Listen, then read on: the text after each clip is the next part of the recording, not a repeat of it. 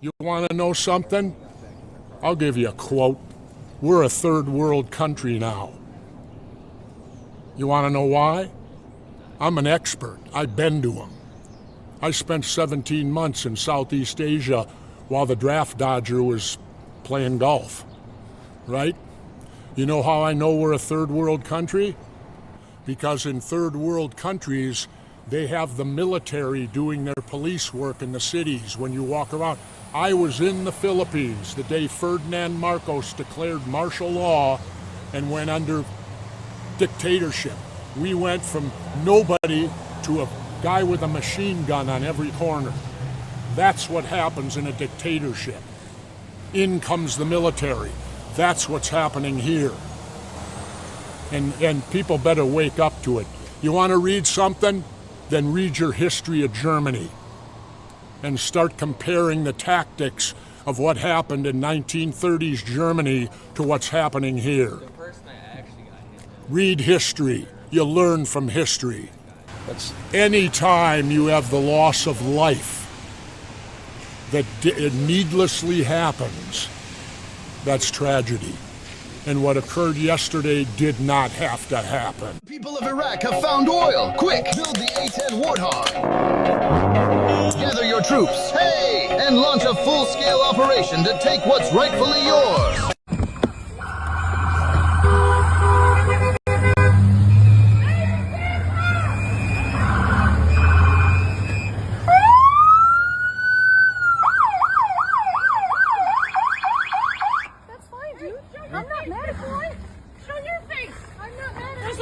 Change our plates every morning, just so you know. It'll be the same plate when you come talk to us later. That's fine. U.S. citizen, former fucking veteran. You want to come at us? You want to come at us? I say go get yourself some lunch, big boy. Go ahead. Out of the car. Get out of the fucking car. Get out of the car. Oh! Fucking bitch. Move! Move!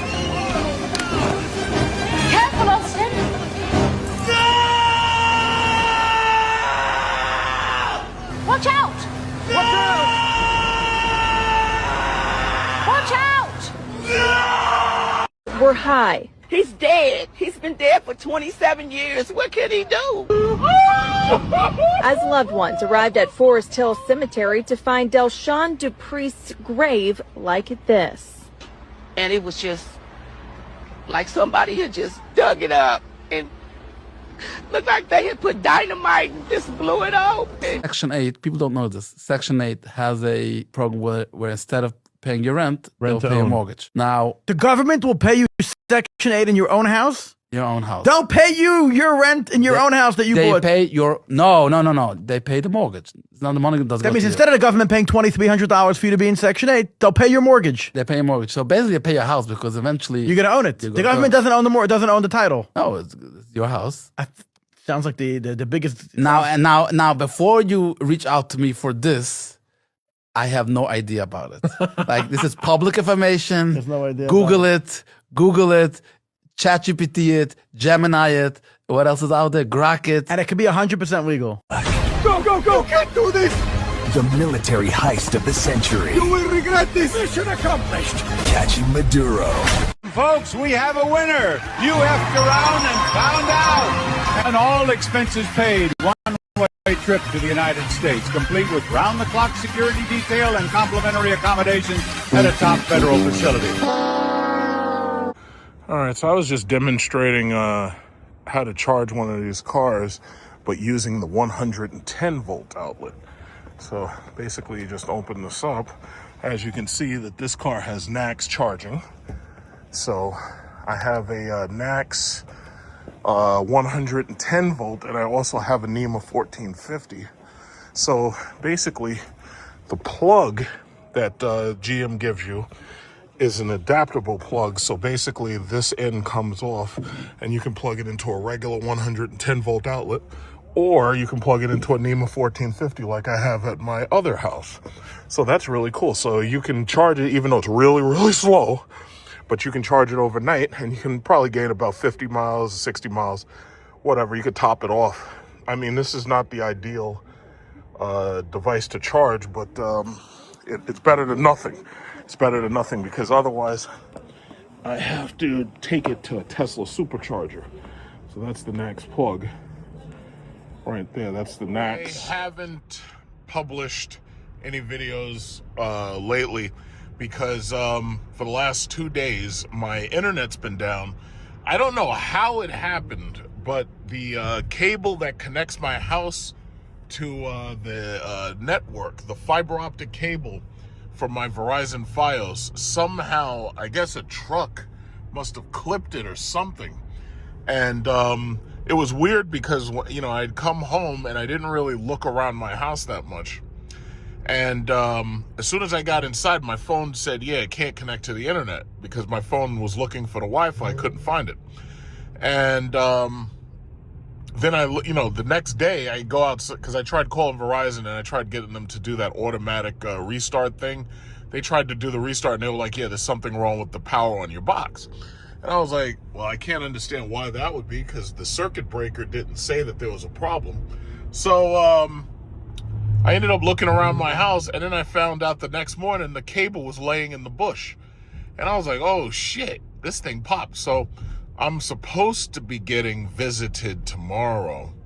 And when I get visited, Verizon's gonna set that fiber optic cable up. So basically all they have to do is go to the tree, plug that cable back in, or they're gonna probably have to give me a whole new cable, which is not a big deal because the other cable was snagged and it just ripped off and the fiber was damaged. So they're just gonna have to give me a new cable, no big deal.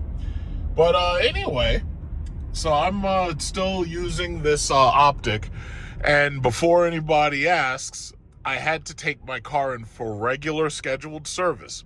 I was supposed to get a not a wheel alignment. I was supposed to get a tire rotation, and obviously when they do the tire rotation, they probably do an alignment just to make sure that things are okay. But I was supposed to get a tire rotation. I was supposed to get a cabin air filter. I was supposed to get the regular maintenance check because they check the battery and the health and all that to make sure everything's good. And I also needed a new registration sticker. So I ordered my registration sticker, and here in New York, we have a registration sticker and we have an inspection sticker. So that's why we have two stickers up there. So they do the inspection sticker for free. So the inspection sticker on an electric vehicle, all they basically do is they like check the tires and they check the brakes and they check like a couple of basic things, and that gives you your inspection sticker right away. With a gas car, you know, they have to make sure that like there's no major indicator lights on. They have to make sure, and now in here in New York City, they have to make sure that there's no tinted windows because you can't get an inspection sticker if your windows are tinted a certain darkness. On top of that, they have to make sure that your brakes are okay. They have to make sure you don't have any damage to your tires, pits in your tires. They got to make sure they're not seeing any steel belts in your tires and stuff. So there's a lot of stuff that you got to get done for an inspection. But they give me this optic, and I've been having a good time in it because I've had the optic before. I would imagine that most Cadillac buyers, I would imagine that most of them go for the optic instead. Yeah.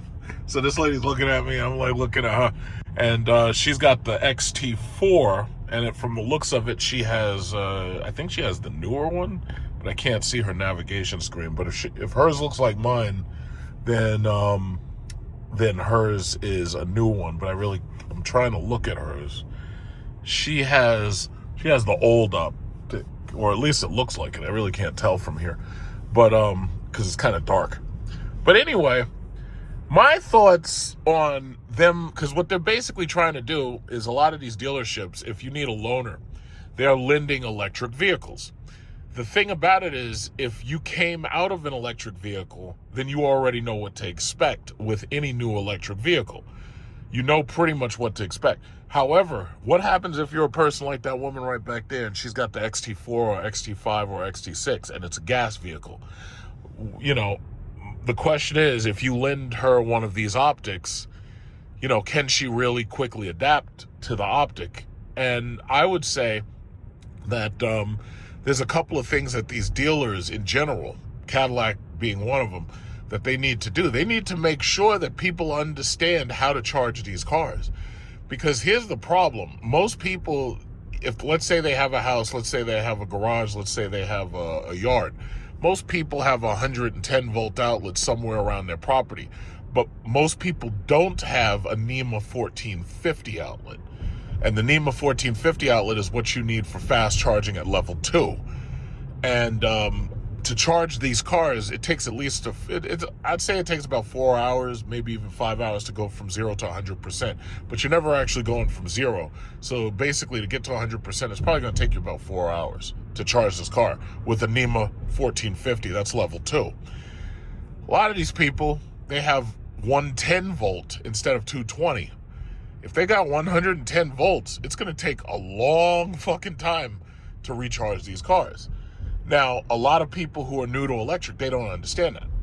Now, these cars, these 2026 optics, for example, these new electric cars, what they've done is probably the absolute best and the absolute worst thing simultaneously that they could have done. What they did was they put Tesla's NACS charging system into these cars. So now these cars can go to a Tesla supercharger and they can recharge on the Tesla supercharger. The problem is they put the port on the driver's side up front, but Tesla's charge in the back. And they back into a spot and then they drive out of the spot, right? So my thing is, listen, if you're going to try to put everybody on the Tesla network, then you need to put your charging ports exactly where Tesla has their charging ports, so that this way somebody who's charging doesn't take up 2 spots for one. And then on top of that, you got to make sure that you follow all of the basic rules, regulations, and norms of charging at a Tesla station. GM didn't do that yet because this was something that they changed at the last minute. The other issue that I see is that they don't explain to people how they're supposed to charge these cars. Because here's the thing. If you charge the car, when you plug it in, the charger locks into place. So if you don't know that you're supposed to come to the infotainment system and you're supposed to go to the charging system, and then where it says stop charging, you're supposed to push a button that says stop charging. If you don't know that, then you're going to get very confused and you're going to be lost and you're not going to know what to do. Now, of course, you can always call the dealer and they'll walk you through it. But imagine there's nobody at the dealer. Imagine it's 8 o'clock, 9 o'clock, and you have no idea how to do it. There's a couple of other times I've seen that, not on Cadillac, but I've seen that on Toyota too. The BZ4X, for example, there was a guy, or actually it's happened a couple of times, and that's how I knew about it. But when the car locks the charging plug into place. So you have to unlock the car to get that charger out. Now, hopefully they fix that and they make it so that it doesn't do that anymore. But some of these cars, they have little quirks and shit. And those quirks, it can be a problem in the middle of the night if you don't know about it. Like, there was a woman, she had a Mercedes-Benz, what was that thing, an EQS SUV. And she had finished charging, but the plug wouldn't unlock. And I went over and I looked at it with her, and then I found out that there was an unlock button, and I didn't realize there was an unlock button. And then once I found out about it, then I knew to expect that in the future. Some of these cars have a button to unlock the charger, some of them don't. So my thing is, they really need to standardize this shit as much as possible. Because even right now, Elon Musk and Tesla are getting sued by Europe and I think China because Tesla hides the door handles in the car. And they're saying that if there's a fire and the batteries die or the batteries become, deactivated for whatever, they're saying that a lot of people are dying in these cars if there's a fire and they get hit and there's a fire and they just don't know how to get out of the car. Now, with these Cadillacs, we have these metal latches that unlock the door. Just about everybody who's gotten in my car had no idea how to get out because they were looking for a pull latch, but the pull is like you got to reach under it and you got to pull up. And they didn't know that. So some of these new cars, they have, and the features are nice. They really look good, but some of these new cars have features that could be considerably dangerous in an emergency. And it's happened a couple of times, actually, because I remember there was a guy who had a Cadillac, not an electric car, he had an XLR. And it was an old man. And he got trapped in the car and had no idea how to get out of the car. I think the battery must have failed. All of these cars have a manual door release. But this guy couldn't figure it out. And apparently he got trapped in the car and froze or some shit. Now, me, I would have broke the window. Like, if I really had no idea how to get out, I would have smashed the window. But maybe an old man, maybe he doesn't have that kind of strength. That's a possibility. You know, but I would have tried to figure out something, because I would be like, yeah, I'm not going to die in this fucking car. I'll destroy this car before I die in it, you know. But we have these manual door releases, and they're relatively easy to use, even if in an emergency. But then again, you never know, because in an emergency, what happens if the door gets pinned, or what happens if the unthinkable happens? You know, now you're fucked. You know, but me, you know, most of these cars have these panoramic glass roofs. If it was me, I would figure some way to either use my body to force the roof out and break it, or I would find something hard if I could, even my cell phone, and I'd bust this fucking roof. And that's not easy, because these roofs, these glass, can take a lot of pressure, and they're very, very hard. So that's not very easy. But, yeah, I mean, there's just a couple of things that somebody would need to know. Other than that, these cars are really cool. Like, the optic is, like, for people who wanted a Lyric, you should also look at the optic, because you might not need the amount of space that the Lyric has, and you might be able to save about $10,000 or $20,000. You know, because they can say what they want, you know, regarding Trump. And, you know, see, here's my thing. I've always said, you know, we should have better relations with Venezuela, and this way we could work with their oil. But Trump one-upped me. He was like, yeah, let's just take the whole place over. You know, let's kidnap the fucking leader, and let's take the place over. And now you're hearing a lot of spin. Oh, well, Maduro was a bad man. Yeah, well, they said the same shit when they lied to us about Saddam Hussein, and they talking about yellow cake and weapons of mass destruction. Oh, he was a bad man. Yeah, he is a bad man, but there's a lot of bad men out there. Some people would argue Trump is a bad man. There's a lot of Americans, believe it or not, that would love to see Trump get kidnapped and taken to trial on the world stage. Obviously, that's not going to happen, because America's got enough weapons to stop that from happening, because there's no other country that can pull that shit off.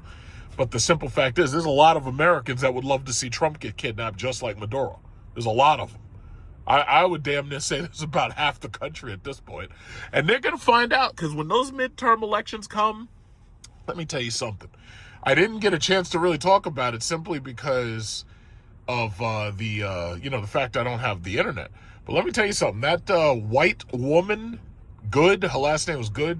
I forget, I think her first name, I can't even remember it now, but I'll learn her name eventually. But her last name's Good.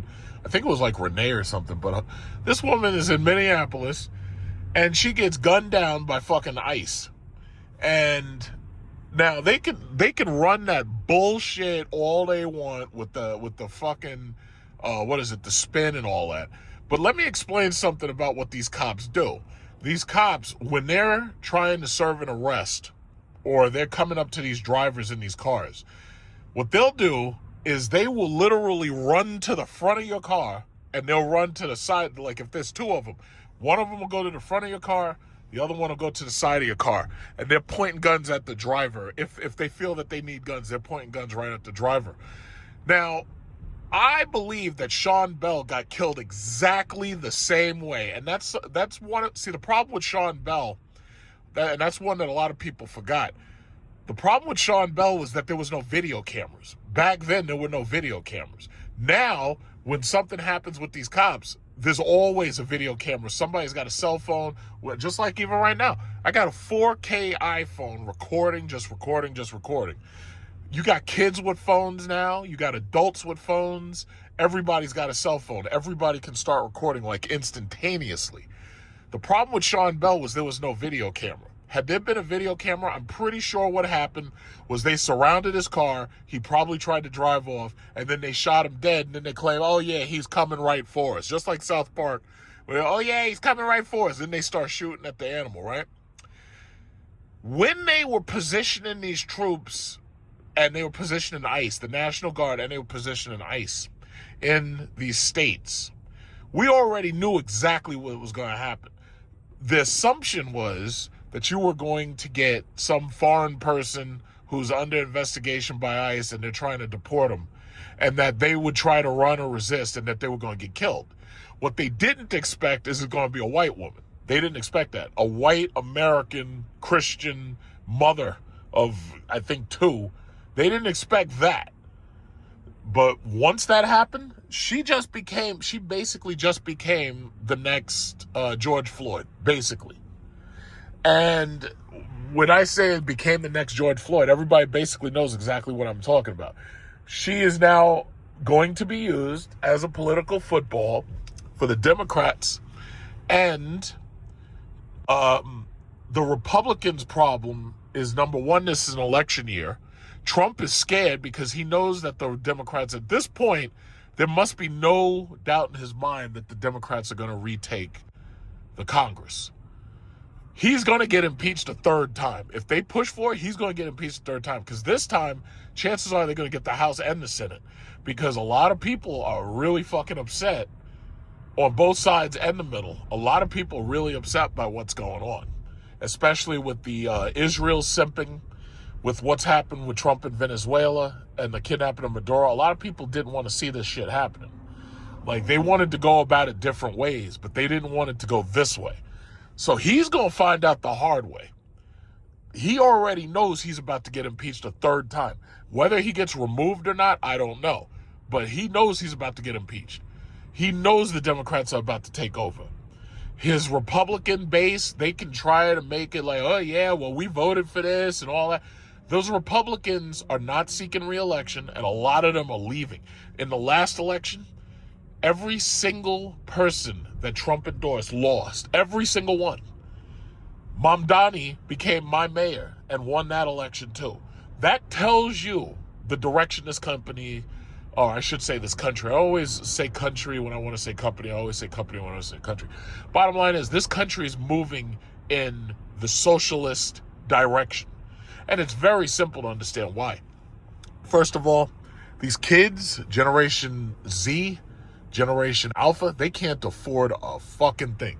All of these houses, even the worst looking houses here in New York City, even the worst possible looking houses in the worst possible areas, cost over $500,000. These kids, even if they just started a career, they can't hope to afford no house. They can't even hope to afford rent. Studio apartments used to be somewhere around $800, and that was in like the late 90s. In the 2000s, it went up to like $1,200, $1,200 apartments, right? But by the end of COVID, and I should say probably by the middle of the end of COVID, right? Manhattan, an apartment's like $5,000 minimum. Brooklyn, apartments like $3,000 minimum. Queens, apartments like $2,000 minimum. The $1,000 apartments, those have basically disappeared. Unless somebody wants to rent you a private room, it's like the $1,000 apartment has disappeared. So if you can't get an $1,000 apartment and you can't get a $500,000 or less house, yo, these people don't give a, at the end of the day, the ideology doesn't mean much to most of these people. These people don't give a fuck. They're not, and let me tell you, Generation Z, they're not loyal to anything at all. They're not loyal to anything. Their minds are so fucked up with ADHD and drugs, because they smoke weed and they vape and shit. At this point, their minds are so fucked up. They barely have memories at this point. They have no loyalty to anything. They will do your ass in. And guess what? They're the future voter, because the Democrat Party and even the Republican Party, they understand that these kids are future voters. Now, the Republican Party's problem is that they're losing women. That's their problem. They may be gaining young white men, but the problem is that they're losing white women. White women who are watching, what's her name, Good, and they're watching them pick her white body up off the floor with bullet holes in it, because by the way, supposedly she was a lesbian, and she was a white woman, and she is a mother of two. Now, they said she was a lesbian, but The LGBT community is going to look at that shit. It's like, yo, I'm not voting for these motherfuckers. And it's just that simple. It's just that simple. The Republican Party may gain white males, but they're losing white women. And those white males, the future of that party is now in doubt. And they know it. The mere fact that you're seeing like people like Nick Fuentes, I can't, I'm going to go through the city. I'm going to go the other way. But the mere fact that, I'm going to go through the casino. But the mere fact that you see like Nick Fuentes and he's spreading that anti-Semitism. Now, the media has basically tried to shut him down, and he has to make his money by talking shit basically through alternative means, because YouTube wasn't going to tolerate him at all. And then on top of, and by the way, when you lose YouTube, you lose a very big platform, because YouTube is global. Google drives search engines and all that shit. Because like, if you look like to other countries, nobody from other countries, and for a lot of things that some people don't understand is when you go to a lot of these other countries, their media is controlled by their government. They're not allowed to watch certain things. Even with YouTube in the Philippines, there's certain channels and there's certain parts of YouTube you can't see. If you go to China, you don't have access to YouTube. You got that bullshit. They got like, what is it? They got WeChat. They got like other things. You know, they got Baidu or whatever it is. I haven't looked into it lately, but they have their own YouTube competitor, and most of it is on their servers over there in China. So China doesn't allow YouTube to simply come into China. They cut that shit off. It's just like with TikTok. I was arguing for the longest, we should get rid of fucking TikTok. But the American Congress is so corrupt. They're getting paid under the table to keep TikTok running. So it's funny, while these dumbass women are on TikTok shaking their ass and advertising their ass, these Congress people are getting paid 20 times what they're making. So for every single one of these women who's making money on OnlyFans, Congress is getting paid just to keep OnlyFans, keep TikTok running. They're getting paid under the table. And we know it. We know it to be true. So my bottom line is, these other countries, they're not allowing that shit to come into their country. So they don't have no First Amendment. They're not allowing that shit. Nick Fuentes, you go to Thailand, you go to Philippines, you go to China, they have no idea who the fuck Nick Fuentes is. They have no idea who he is. Most of them people have no idea what happened to Charlie Kirk, because the governments don't allow that media to get through. You think that those governments are going to allow you to watch American murders and killings and shootings? You think those governments going to let their people see that shit? No, they're not. First of all, those governments over there, they don't have the First Amendment. And second of all, they don't have the Second Amendment. So over there, they can't even hope to buy a gun. They can play these video games all they want. They can't hope to buy a fucking gun. Me, I can walk into Walmart with a gift card and I can walk out with an assault rifle. It's just that simple. And don't try to get on me. Oh, I didn't know that thing is assault rifle. Yeah. That's rhetoric. I know what an assault rifle is. Yeah, I can. So anyway, long story short, yeah, this is the casino right here. And as you can see, they've been doing a lot of construction, a lot of renovation. We even have a hotel, the Hilton.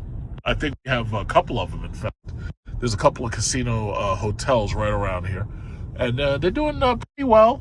You know, I haven't really gone in there and played any games or anything, because I'm not into casinos. Every now and then it is interesting to watch people crashing out, like when they start losing a lot of money. But I usually see that on TikTok, or I usually see it on YouTube or something, or Instagram, Facebook. But yeah, long story short, man, it's like the Republicans are about to lose the House. They're about to probably lose the Senate too. Trump is most likely going to get impeached for a third time, because he's done so much shit that the Republicans refuse to call him out on, and now he's about to get called out on it. And he knows it. They're going to make him a lame duck. And the last thing he wants is to be a lame duck when he's this far into doing shit. Because he wants to have a third term, not a third term, he wants to have a third year and a fourth year where he does more shit. And they're not going to let that happen. So, and by the way, his tariffs have been a disaster. They've driven prices up. They've tried to hide behind inflation And they tried to do that for a while. But then they said, oh, well, inflation hasn't creeped up as fast as we thought. So you'd be like, wait a minute. If you're saying inflation hasn't gone up as much as you thought, then why the fuck are prices still high? Well, guess what? He's got them tariffs. Affordability is the big thing. The Democrats have shit leadership and the Democrats have shit messaging. If I was in charge of the Democrat Party, we'd be driving... Oh, shit, they have a leak. There's a leak over here. If I was in charge... What the fuck? Oh, they closed this side off. Okay, no big deal. I'll just drive around. But if I was in charge of the Democrats, we'd be hammering that shit every single day. It would be about affordability and all that every day. Fuck Venezuela. Make it so that we can afford to buy houses and we can afford to buy... Because you can't even buy cars over here. It's like, if you buy a car, you're getting hit with a high-ass interest rate for one, and then on top of that, your insurance is insane. Like, I have a cousin who has an old 93 Toyota Camry, or had, I should say. She had it. And the thing was paid off, but they were hitting her for $860 a month on insurance. That should be considered like robbery. How do you have a paid-off old used car, old beat-up used for, and it wasn't even beat up, it was in decent condition. But how do you have an old-ass car like that? They're charging you fucking a car note for the insurance. $860? I had a girlfriend with, what was it? She had like an old purchase. She bought it. She bought the car outright because it was a used car, 100,000 something miles on it. They were charging her like $650 a month. I'm like, how is this possible? See, they have an electric vehicle charging station right there. So you can go up to the second floor, you can charge your car. But I was like, how the fuck are they charging her that kind of money? Affordability is what it's all about. And these kids are going to hand you your ass in these elections if you don't deal with affordability. I'm on my way to pick up my car. So they called me and they told me it was ready. What is it? So basically they did my inspection. They did my cabin filter. They did my wheel tire rotation. Usually the tire rotation alone, I kind of think they're overcharging on the tire rotation. I think they charged me like $60 for that shit. But I trust them to do it because after all, they hold my, my wheel and tire warranty and all that stuff.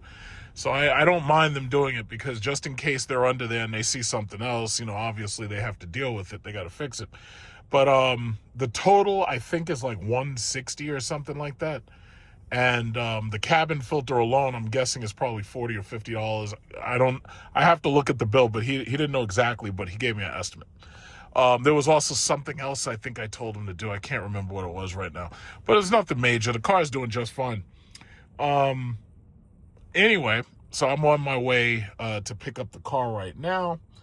And interesting, I got to give them their loaner back right here. So I had a good time with their loaner. When I had their loaner, I think I had like 600 miles or less on it or something, but the car was basically brand new. In fact, they hadn't even taken off most of like the pieces of stickers and stuff. They hadn't even taken that stuff off. In fact, wait. Yep, the stickers is still on it. Like the stickers and the little plastic tags and everything. I started pulling the plastic tags off. So this car was basically brand new when they gave it to me. I took it, I drove, I had a nice time driving it. I had more time with it than I had last time. They were very backed up with people's cars this New Year's because, as you can imagine, a lot of people, gave them the car and went on vacation. So they had like a pretty large number of people who were getting their cars maintained and repaired and whatever. So it took them a little longer than I expected, but it's not a big deal. At the end of the day, they basically gave me a equivalent car. Not the full equivalent, but close, because, this car is black inside. It doesn't have massage seats, doesn't have cooled seats. But then again, it's not summer. I wouldn't be using the cooled seats anyway. And other than that, I had a really good time. This Optic, I can honestly say that if you wanted an electric vehicle and you don't like Elon Musk, this is definitely a car you should check out. I think this car is better than the Tesla Model Y. If you take out that self-driving technology, that one thing is the one thing the Model Y does that this car can't do. The next generation of these cars will have autonomous self-driving. GM calls it Ultra Cruise. Right now we have Super Cruise, which is this little green line right here. So I'm not sure how much Ultra Cruise is going to change, but I believe it will have the ability to read the stoplights. It will have the ability to basically drive itself autonomously, just like Tesla full self-driving. So I'm on the way. I'm going to pick up my car. I can't wait to get my car back. I love my car. And my thought was, what am I going to do when it comes time to take my car back? I have 1 year left on my lease. So the question is, what am I going to do? So the crazy thing is, normally, if you keep a car beyond the lease, what you're basically doing is you're refinancing it. Now, here's the problem. If I refinance it, then that means that I have to take out the extended warranty for it, because there's no fucking way I would keep one of these cars, any of these cars, not my Jeep, not anything. I wouldn't keep anything without the extended warranty. But I want the extended warranty directly from the dealer. So right now, in fact, I had my mom go talk to them about her XT5 to find out how much the extended warranty is for her car. I have to find out what is the going rate and everything for the extended warranty for my Lyriq. Now, my belief is you should pay for the extended warranty in cash. If you pay for it when you refinance, like let's say you have to take a car back, any car, and let's say you're coming off a lease and you want to buy the car and hold on to it, right? The issue ultimately is you're taking out a loan, and you're taking out a loan with a higher percent interest rate than you probably would have gotten years ago, like when I got my Lyriq in 2024. Now, I don't know if the interest rate has gone down since then. I really don't. I don't know if the Federal Reserve is going to lower interest rates anytime soon, because this is a whole year. I have a year left. So this is January. I got until next January to make this decision. So the question should be, am I going to keep my Lyriq or am I going to buy something else? So the question is, I have no idea what the interest rate's going to be. So because I have no idea what the interest rate's going to be, it's very hard to plan anything right now because I just don't know. What I can say is that I will have cash money ready to pay for the warranty. I have no idea how much the warranty is. I don't want to finance the warranty, because if you finance the warranty, you're going to end up paying the warranty plus the interest. I avoid paying interest. I don't pay interest. So what I do is I buy stuff with my credit card and I pay it off immediately. I do not pay interest. So I think the warranty could be $2,000 or $3,000. I really don't think it should be much more than that, but I just don't know. So I'm going to have to sit down and talk with them. The other option is I just wash my hands and give them the car back.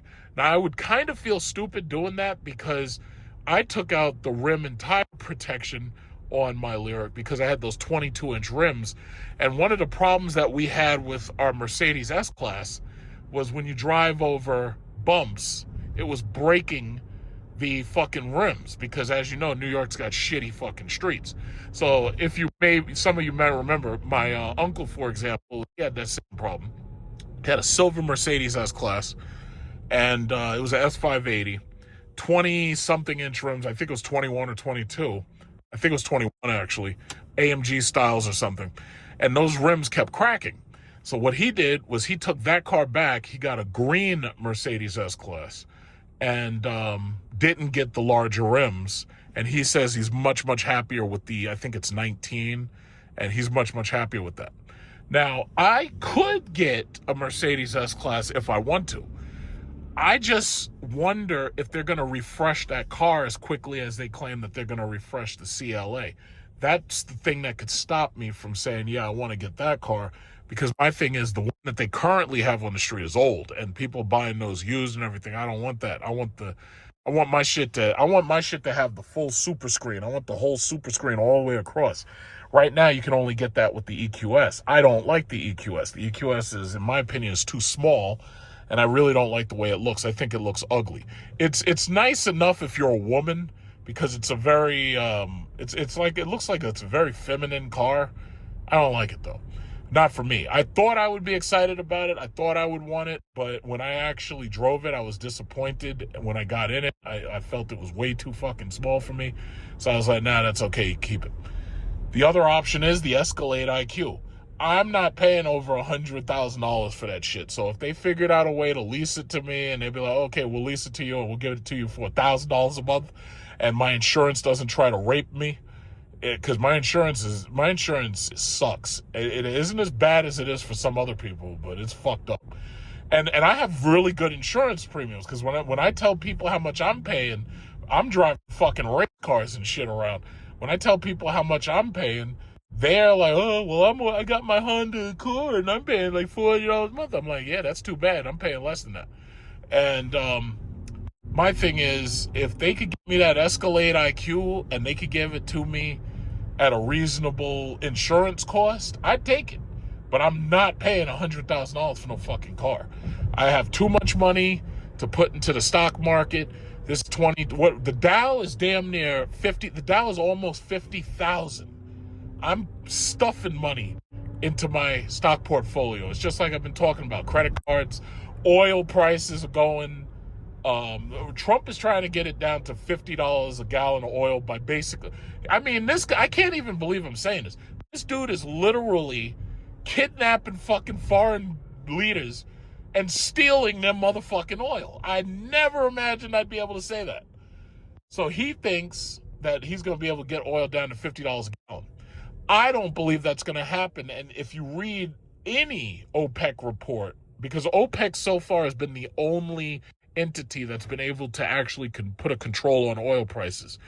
But here's the thing, though. If he drops it down to $50, they don't actually make profit off of $50 oil. They make their profit above $60. So I don't think that's going to happen. I think those guys, those oil-rich Arabs, I don't think they're going to go for that shit. If you remember in the very beginning when oil went negative, it was partially due to Russia. It's partially Russia and Saudi Arabia. Russia and Saudi Arabia, they had an oil production war. And they were trying to outproduce each other. Because you have to understand, the way this market works, this market wants you to underproduce in order to keep prices high. That's part of the reason why they've done their best not to build new refineries. That's part of the reason why they've done their best to start problems and wars and shit anytime some other country comes up and rises up with oil. That's basically what we did to Venezuela. The Venezuelan president, Maduro, had gone to China, and he had come back from China, and as soon as he came back from China, we snapped his ass up. Venezuela was selling China oil, and I think that's obvious because America put sanctions and shit on China. China doesn't give a fuck. China laughs at that shit, and they buy what they want the way they want from somebody else. And America's losing its power in the world, and Trump, in my opinion, he's like the death cry of what used to be American dominance, because beating up on Venezuela, that doesn't show dominance at all. Venezuela has no fucking air defenses. They've got no air force. It's like if I got out and I saw a fucking nest of baby birds and I decided to crush them one by one. There's nothing they can do to me. Nothing. Nothing at all. Now, you don't see us talking shit to China like that. You don't see us talking shit like that to Russia. You ain't going to see them talking about going to take Vladimir Putin out of office. You ain't going to see them talking about taking Xi out of office. You ain't going to see that. And you know why? Because they got nuclear weapons pointed at us. Everybody else, yeah, I'm sorry, Colombia. You guys are in trouble. If you have anything that America wants, as long as Trump is in office, you're pretty much in trouble. So if I were you, I would be very, very careful. You're in serious trouble. Let's see. Who else? Colombia, Cuba. If you've got anything down there, Cuba, them club sandwiches, them women, whatever you got down there, you're in trouble. We're going to come get it. And there's nothing you can do about it.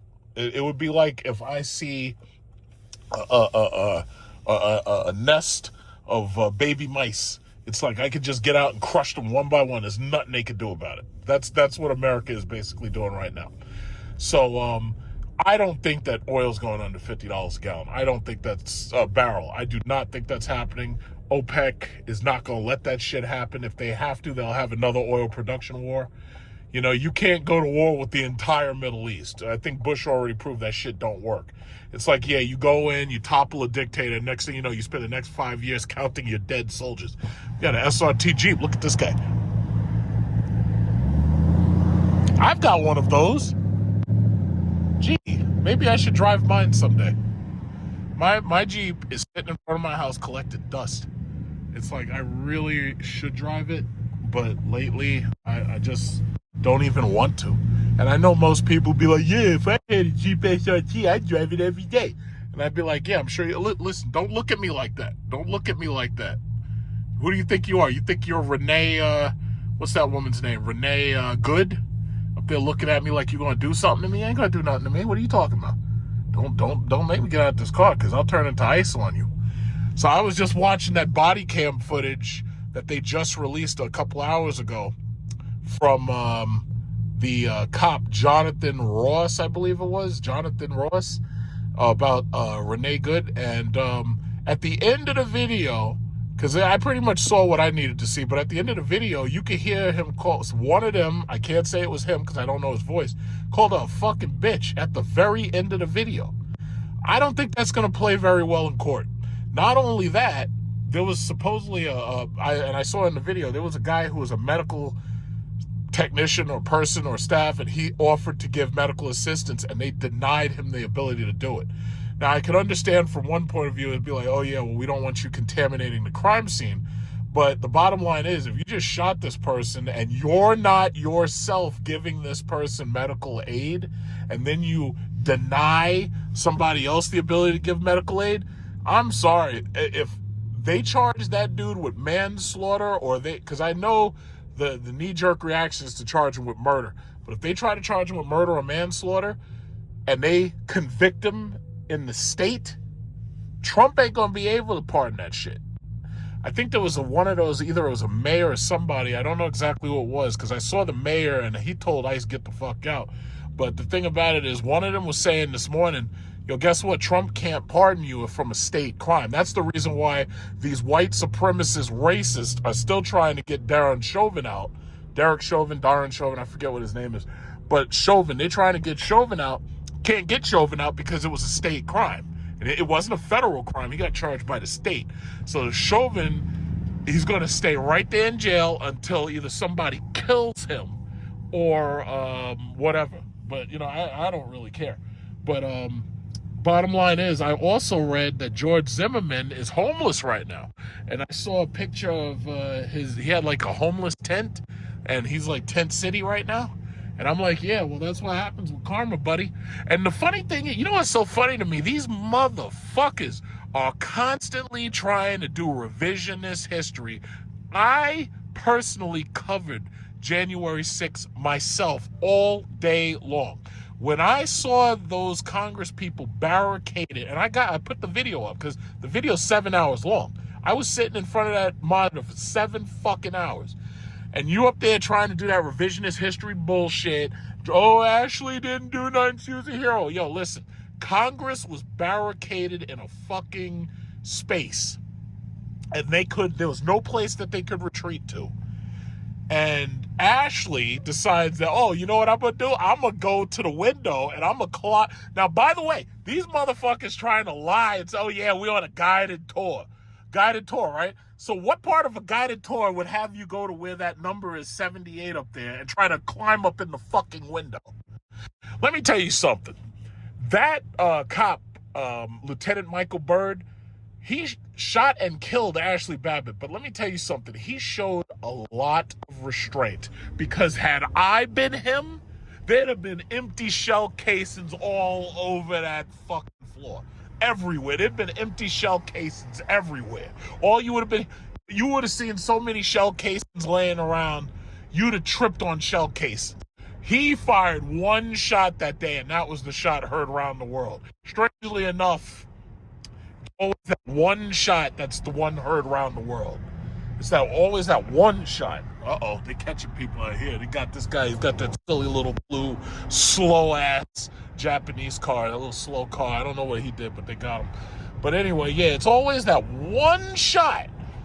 It's like everything's quiet, and the next thing you know, you got that one shot, and that's the shot that everybody hears. It's just the one. It's never the multiples. It's the one. When you hear that first shot, the world changes behind that one shot. I was watching, what was it? There was some military movie, and the commander, he said, yeah, pass me your rifle. And the soldier who passed him the rifle, he didn't check the chamber to make sure there was no live rounds in it. And he said, yeah, you know what? What did he say? The empty gun is the one that fires the loudest. Yeah, it's always that one shot. And then that teaches the world a lesson. So anyway, they be trying to do that revisionist history. Some of these people are trying to paint her like Ashley Babbitt. She's no Ashley Babbitt. Ashley Babbitt was a moron. If you see, first of all, they're trying, it was a guided tour. There's no fucking guided tour that has people trying to climb through a window. And you know what? That's another thing. The difference between Justine Damone and Renee, the difference is that they caught her on video. Ashley Babbitt was on video. Justine Damone wasn't on video. Renee was on video. When you get caught on video, that changes everything, because now it's your word versus theirs, or it's everybody who's still alive, their word versus the cops. We saw what happened. We saw what didn't need to happen, but we saw exactly what happened. Ashley Babbitt would still be alive if her dumb ass didn't try to climb into the fucking window. And then that brings me to another thing. I think these women just don't get it. They take shit too far. Like, you think about it, all the rest of those dudes who were in that vestibule with Ashley Babbitt, they're all still alive. Why? Because even at the height of all of that righteous indignation and all that anti-government fucking rhetoric, men understand. It's like, yo, if I try to get up in there, they're gonna blow my fucking head off. Women, they don't seem to understand that shit. They don't get it. But the men understand it, because the men deal with violence. Men deal in violence. Men are violent. We deal with violence. We deal in violence. We understand violence. We quantify fucking violence. Women don't get it. Women think all I got to do is hoop and holler and scream and yell and shit. They think that that's all they got to do and they're going to get their way. Yeah, guess what, ladies? In 2026, no. I've seen so many people get stopped by the police and they try to pull off from the fucking police stop and think that they're just going to drive away. First of all, if I was a cop, I wouldn't have to shoot you, because if it was me, I would have some thick gloves on and I would rip your fucking hood open and tear your battery out. And you'd be sitting there like, holy shit, what the fuck is he doing? I would tear your battery out. Or you remember in Captain America Winter Soldier, where the Winter Soldier reaches into the fucking car? He reaches through the window. Grabs the steering wheel, rips the fucking steering wheel out of the car. That's me. And you think, oh, you couldn't do that. You wouldn't do that. Yeah, I would. I'd have a special pair of Teflon gloves on. You wouldn't be able to drive away from my traffic stop because you wouldn't have a steering wheel. So you'd probably get about 2 feet and you'd be like, oh shit, I can't steer this car. So even if you had like a wrench and you tried to put the wrench on the nut and you tried to do that, you wouldn't even be able to do that shit, because I would rip your steering wheel right out of your fucking car. And God forbid you try to close the window, because if you use just enough flexing force with your arm, you could break the window open. I would shatter your window. I'd rip your steering wheel out. I wouldn't have to shoot you. And that's just how I would do it. This is the reason why I would make a very bad cop. I know it. You know it. I don't ever want to be a cop. And, good luck for the police, because they have a very tough job. If it was me, I would tear these people's cars apart. I'd rip their mirrors off and break their windows and everything. But this cop, he decided, you know what? I'm just going to shoot her. That, I don't think you're allowed to do that. I really don't think you're allowed to do that. And he did that. That's a terrible thing to do. And that poor woman, she's a mother and all that. And they killed her. And she's this year's 2026. She is the new George Floyd. That is terrible. It's terrible. She could have been that woman. See that? She could have been that woman right there. You see that woman right there? She could have been her. Most of these women right now are terrified. You know how they'd be like, oh yeah, men are violent and we choose the bear and all that shit? Well, they kind of do have a point. You see, Renee, that could have been Renee right there. Look at her. I'm looking for white women, basically. I'm looking in their cars to see if they're white and they're women. And I'll be like, that could have been Renee. Right now, these women are terrified. They're like, oh, yeah, these men are so violent. Look at her. That could have been Renee right there in that Pathfinder. That could have been Renee. She's a white woman. Who's this? Oh, that could have been Renee right there. That right there could have been Renee Good. These women right now are terrified because they want to protest. They want to do their First Amendment rights and everything. And now these cops are killing them. Killing them. Like I saw one. Look at that. That could have been Renee right there. That could have been Renee. These cops are murdering them at this point. They're just killing them, unlawful killings, and it's terrible. It's absolutely terrible. See, I couldn't have done that. I just couldn't have done that. It's like, now, if she was purposefully driving, like if she had like a running start and she was driving towards me and I knew she was trying to run me down, oh yeah, I could smoke her ass, no problem. In fact, I got a 50 caliber Desert Eagle, and I'm pretty sure I could put those bullets all the way through the car, through her, through the back of the car. And I don't think she'd survive even one shot from a 50 cal, no. But you see, that could have been Renee right there. Look at that. That could have been Renee. We, black men right now, this is a good opportunity. Black men who are still angry about George Floyd, this is a good time that we should come together with our white sisters and we should protest. Because now white people are learning just what black people have had to deal with for a long time when it came to policing. And I'm not talking about the black criminals. I'm talking about regular law-abiding black citizens. Like me, I'm a regular law-abiding black citizen. And I have to deal with the scrutiny and the police tactics that they brought about to deal with criminals in general. But when it comes down to racial profiling, I got to deal with that shit too. So now white women are learning exactly what we've been experiencing all our lives. I've been pulled over before by cops. I've been pulled over for, suspicion, or they thought my car was stolen. I was pulled over by cops. I don't really tell that story. I was pulled over at gunpoint. But I'm still here to tell the story. You know why? Because what I didn't do is try to fucking drive off. That's what I did. You see that? That could have been Renee right there. Look at her. Look at her. She looks like she's a little scared right there. She looks a little timid, like she doesn't know what's going on. That could have been Renee. And I think we need to all get together with our white sisters and we need to protest with our white sisters. This is George Floyd all over again. That's what this is. This is George Floyd and George and Renee Floyd. And we need to protest. We all need to protest because these tactics, as you hear some people saying, you're not supposed to shoot fleeing felons. You're not supposed to shoot at the back of a car. You're not supposed to shoot at a car that's not presenting a threat to you and all that bullshit. I have uncles who are cops, and if they're listening to this right now, they know that they argue with me all the time when I bring up my beliefs on police tactics, just like I'm telling you. And they're retired, by the way. So I tell them basically, listen, all that bullshit that they taught you in the force, they don't go by that no more. The shit that they're doing now, as far as I'm concerned, is fascism. That's what it is. It's like Judge Dredd and RoboCop all mixed in one. It's fascist. This is nothing but fascism. And then you have a government that's literally looking for every little thing they can say that you did wrong, and then they're just trying to blame you. But you're the dead one, so you can't even argue. You can't talk back because you're dead. This is fascism that you're seeing. What you're seeing is militarized police forces and fascism. You remember years ago, they were talking about the militarization of the police? Well, now you're seeing what that looks like. Now you're seeing fascism. Guess what? Most of these policemen, not all of them, a lot of these policemen are these same incel, no pussy getting losers that are sitting at home behind their keyboard talking shit on Facebook, Instagram, and X, especially X. And a lot of them are losers. Nobody would ever respect these people if they didn't have a badge and a gun. That's the reason why they need a badge and a gun, because otherwise they'd get no respect at all.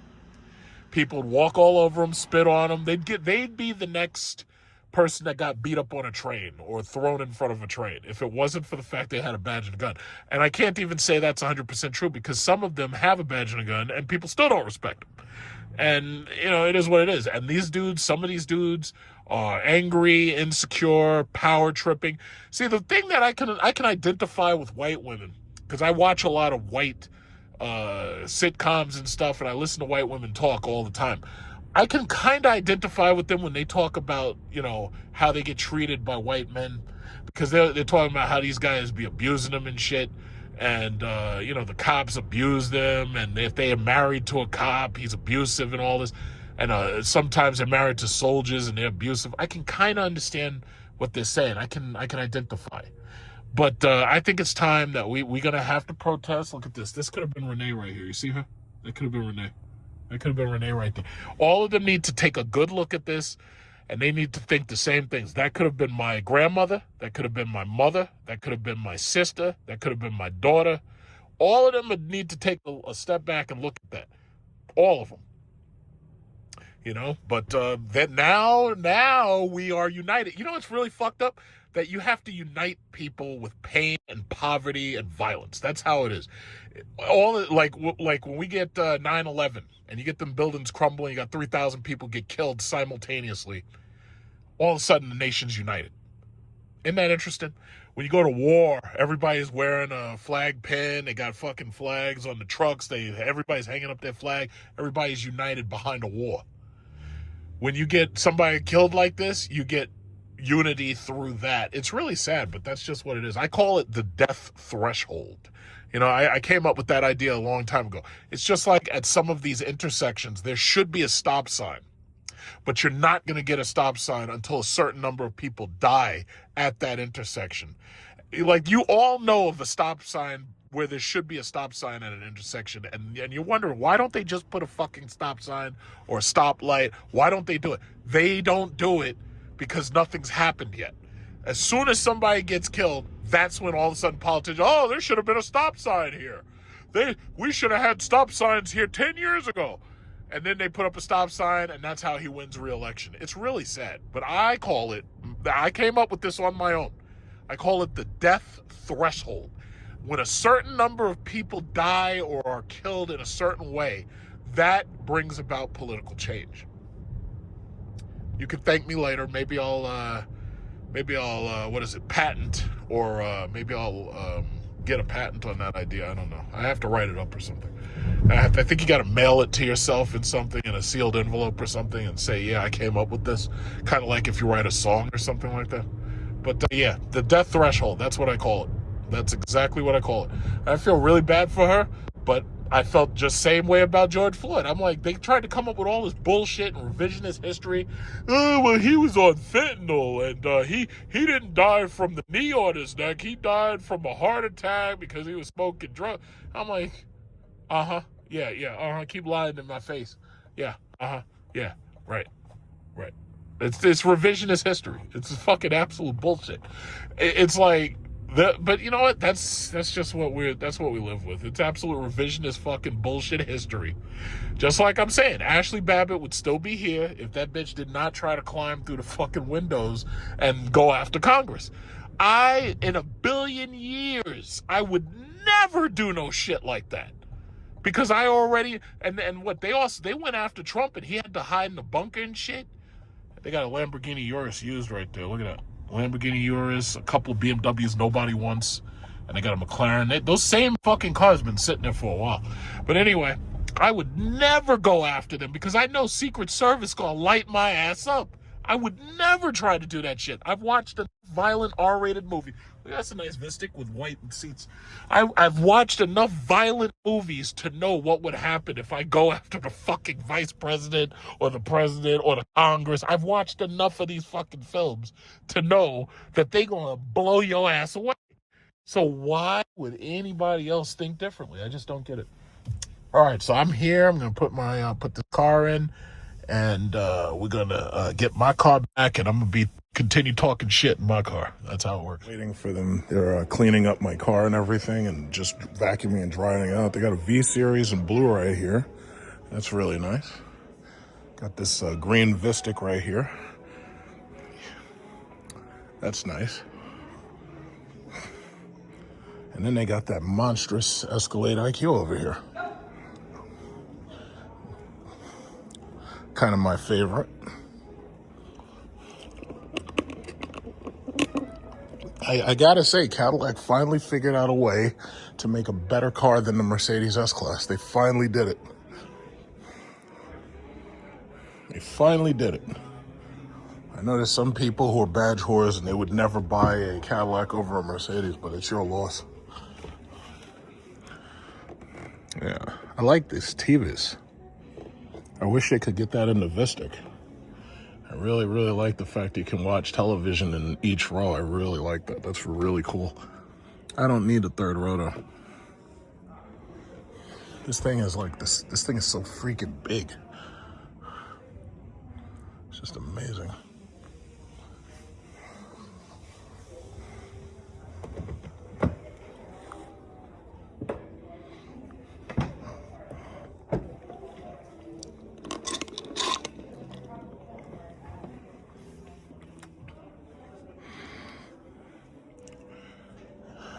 This thing is just amazing.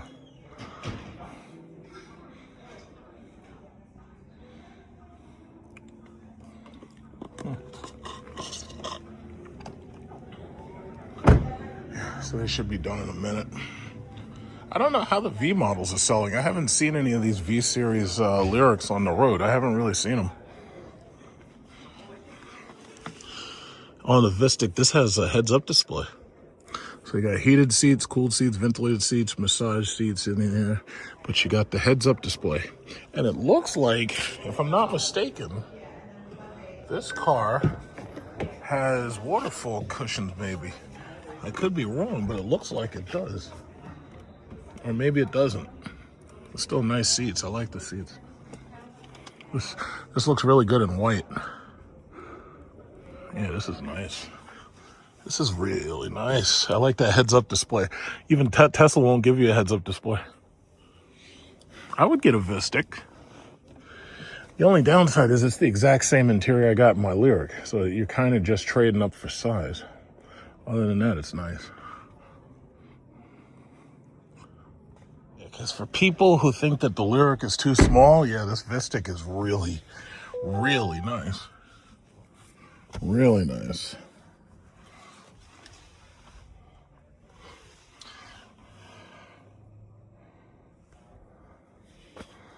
I don't know, can I do anything in here? Can I turn anything on? It's like, my only problem is I still got my Jeep SRT. I really don't need a truck. It's like I like to have a truck and a car. Yeah, this is cool.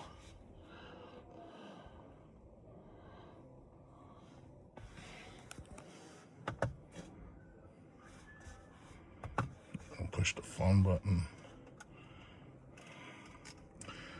Yeah, the thing about it is I think they could have made this car perfect if they had just, if they would just add the freaking headrest monitors in the back for the people in the back, I think that would be awesome. This car would be basically perfect. I would like it if it was more like the Escalade where they had this screen go all the way across. But right now, Lincoln basically already did it with the Nautilus, and that was a Chinese-made car. So God knows how long that would take for Cadillac to say, yeah, we'll do that too. But right now, I mean, this is acceptable. Like, this layout right here is kind of like what you get in the Lucid Gravity. I would easily take this car over the Lucid Gravity because unlike the Lucid Gravity, this doesn't look like a minivan. This looks like an Escalade. It looks like a baby Escalade. Well, yeah, these are nice. It's really, really nice. Yep. All right, so here it is, all cleaned up and shining and sparkling and everything. All clean. All right, so I'm gonna get up out of here. I am exhausted. Thank God it is Friday. I am freaking absolutely exhausted. I think when I handed him... Uh-oh, what's that? I hear something. I think there's something behind. Let me just check my bags and stuff. Oh, shit, the cup. I got shit behind here. Yeah, I don't want to crush nothing. All right, let me just put that down there. Yeah, try to keep this shit as neat as possible. But, you know, I'm not perfect. You get this. I don't think I'm going to need that snow thing anymore.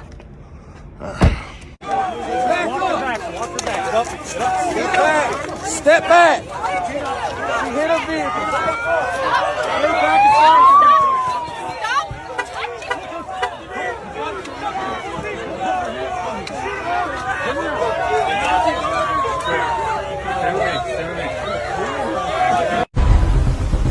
Thanks, boss. Mission complete.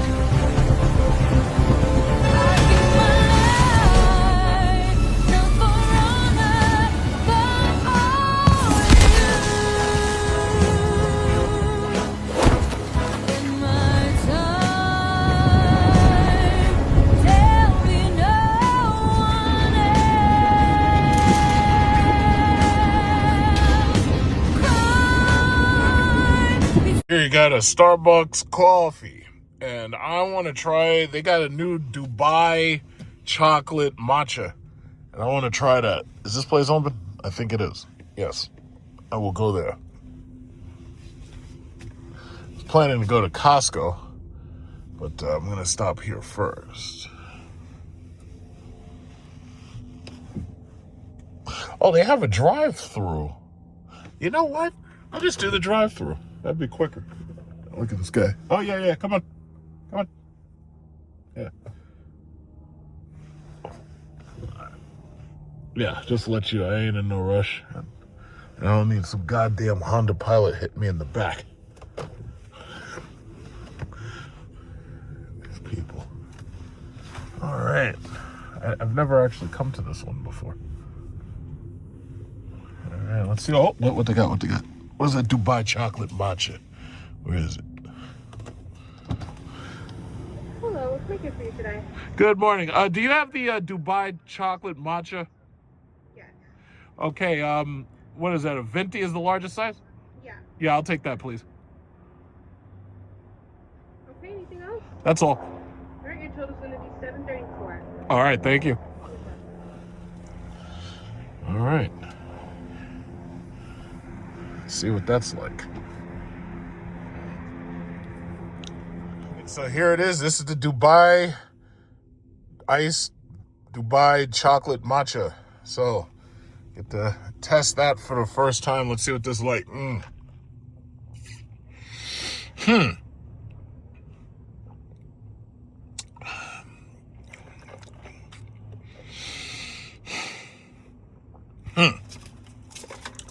Well, I've tasted a number of the Dubai chocolate bars already. Walmart sells a pretty good one that's only like $2.50. But when you go to the regular stores here in New York and you buy a Dubai chocolate bar, basically what a Dubai chocolate bar is, it's a chocolate bar, and inside it's outside it's chocolate, but inside it's pistachio and kunafa, which is kind of like a cream cheese mixed with like caramel and whatever else they choose to put into it. And to tell you the truth, I mean, it's okay, but to tell you the truth, it tastes kind of like a chocolate. I'll say it like this: I could have made this at home, and based upon the way it tastes, I know exactly how to make this. And it kind of tastes a little granular with the chocolate portion of it, because you got to understand, matcha is a tea. And what they've basically done is it looks like they've put like a chocolate pistachio mix on top of that. So imagine this. Imagine if you took like hot chocolate, like Swiss Miss, and you mix that with like pistachio. And then you took that chocolate mixture and you put it on top of a matcha. Like you can get matcha from Trader Joe's. And honestly, I could make this at home. Like, I just had to taste it once just to see what it was like. But I really could make this, and I could probably make it taste better. And it was okay. I think I like Dunkin' Donuts matcha more. Yeah, okay, let me let you go. I think I actually like Dunkin' Donuts matcha a little bit more. It's good, though. I mean, it's good. But honestly, I've had and made better. Like, I actually buy the matcha tea powder, and I make matcha when I want matcha tea in the morning. You know, I have a friend, she just went to Japan, and she was going crazy about their matcha, and she had bought a lot of it from Japan while she was there back here. But I tasted it. I was like, yeah, it's okay. But to tell you the truth, it's like there are other matchas that you can get. And some people don't like matcha at all, but I think there's other matchas you can get. What the hell is wrong with this guy? What's he doing? This guy's standing around like Tim Waltz looking for a childcare center. What's going on with this guy? All right. Yeah, it's okay. It's okay. I thought it was going to taste better than that, but to tell you God's honest truth, I'm not really crazy about Starbucks coffee or their products. It's like I make my own coffee and a lot of my own drinks I make, and I think I do a better job of it, honestly. You know, I guess that's one of the benefits of knowing how to bake. It's like, you know, it's hard to impress me. All right, let's see. I'm going to park right about here. I wish I could have gotten where that Tesla is, but that's okay. I can take this one because I ain't going to be here too long. Just going to do a little shoppy shop. I got to get home. I got Verizon coming over to fix my Fios wires. All right, so yeah, here we go. I was thinking about when I take this car and ultimately get my new tires, I'm going to probably get the brakes painted red, because this way it'll match my Jeep for the time being. Well, as I've said, my free charging ends this coming week, and I'll be charging at home. And basically what it means is that at night before you go to bed, you just have to plug your car in. Now, I'm used to, because I had free charging, I'm used to basically charging as soon as I saw my energy level get down to about 100 miles left. Like even right now, I'm at 167 miles left, right? And that's close to about half because the battery gives you 307 miles, right? And because this is winter, as we all know by now, the winter cold plays hell on battery efficiency. Now, there are newer batteries coming to market, solid state batteries that are supposed to hold a better charge. They're supposed to last longer and they're supposed to charge faster. But in the meantime, I'm still using this battery chemistry, right? What is it? Nickel, cobalt, aluminum, and cadmium, I believe. They don't use lithium ion batteries alone. They don't use those anymore because lithium ion is like unstable. So instead, Tesla has switched to a new chemistry, lithium ion phosphate, and they're trying to pull other elements into these batteries. That's part of the reason why I've been telling you about investing in these metals. So my strategy, and I've said this a million times, got purple Cybertruck selling fucking weed. Like, see, that's the problem with America. Everybody thinks all you gotta do is sell drugs and you get fucking money. But, you know, it is what it is. I'll talk about that some other day. But anyway, what was I saying? I was saying, yeah, invest in dividend-paying stock and then take those dividends and then reinvest into precious metals. And you can build a portfolio that pays you more dividends so that you can buy more dividend-paying stock and you can buy more metals. Now, some people are asking me, oh, well, what if I want to buy gold? How do you buy gold and still make a dividend yield, right?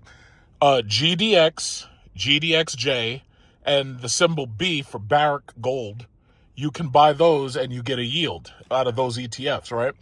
So that just to answer that question for some people who are still listening at this point. So I invest in those three. When I get my tax return, for instance, this year, I'm going to put pretty much all of that tax return into these, the market. So basically every single year, because here's the thing, I retire 10 years from now. 10 years from now, I'm out of here. I'm going to rent out my property and you're going to see me in Southeast Asia. I'm going to be living on a beach. I'm going to have me a wife about 1/3 my age. And I'm just going to be on the beach having kids, and I'm not going to be doing shit with my life at all. I have no aspirations. So I'll be on the beach raising my children, and that's it. And hopefully, you know, my parents are still alive to see these kids, but if they're not, you know, they'll see them from heaven. So anyway, as I was saying, when it comes to charging these cars, these dealers are loaning people loaners that are electric cars, and some people are able to deal with them and adapt to them, but some people aren't. Like, for instance, my mom was given a loaner. She has a gas XT5, and she was given a Optic as a loaner. I put this car in for maintenance, and I was given an Optic as a loaner. The difference between me and her is that I have my house set up to deal with an electric vehicle. She does not. So, and someday, who knows, maybe she will go electric, but for the time being, I really see her sticking with gas. Because, see, one of the things that people got to understand is some people are not, they don't have houses. And the people who don't have houses don't have a private place to charge their car. People do not want to have to wait online to charge their car. I totally understand that. Now, there were some people who were trying to make fun of me when I got rid of my Hellcat and I put my Jeep in front of my house and stopped driving it. Oh, yeah, well, it gets cold and you got to wait online and you got to wait outside for charging. And guess what? I did it because for me, it was kind of like an adventure. And I just was curious. And I learned everything I needed to learn about electric vehicles, you know? And I guess the only way you really learn about these things is by owning one, because now you have to live with it and you have to deal with it on a daily basis. And to tell you the truth, this has easily been the most reliable, the most comfortable, and the most luxurious car that I've ever had. It's like, you know, that Optic had those black seats, and I got these white seats. And my white seats look good, and I keep them clean. And you know, it's just a more enjoyable experience, in my opinion. When I got back into this car after they gave it back to me, I was so happy. You know, looking into it, you know, it just looks so much nice. It was just so nice. And you know, you're not getting that out of most of these gas cars. You're just not. Most of these gas cars, they don't have the design elements.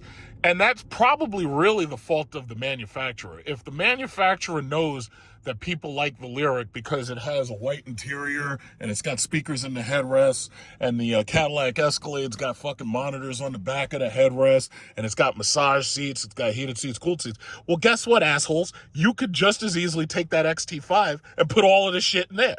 But guess what? That's what they did for the Chinese market. The Chinese market still has the XT5.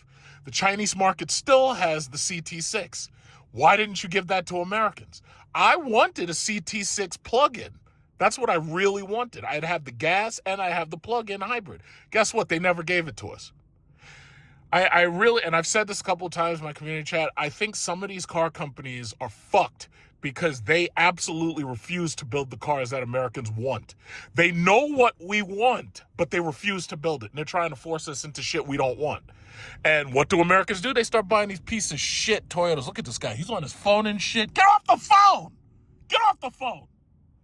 So anyway, yeah, they start buying these boring-ass Toyota Corollas and these boring-ass Honda Accords because the American companies refuse to build what we want. You know what I want? I want the Cadillac Vistic to have the stretch-across screen just like the Lincoln Nautilus, and I want it to have TVs in the back. Period. Don't fucking tell me what I should and shouldn't have. Don't tell me, oh yeah, well, you should be reading to your children and they can, you can do something else with them besides have them watch TV. No. Fuck that shit. I'm telling you, I've got the money. Make what I want. That's it. That's it.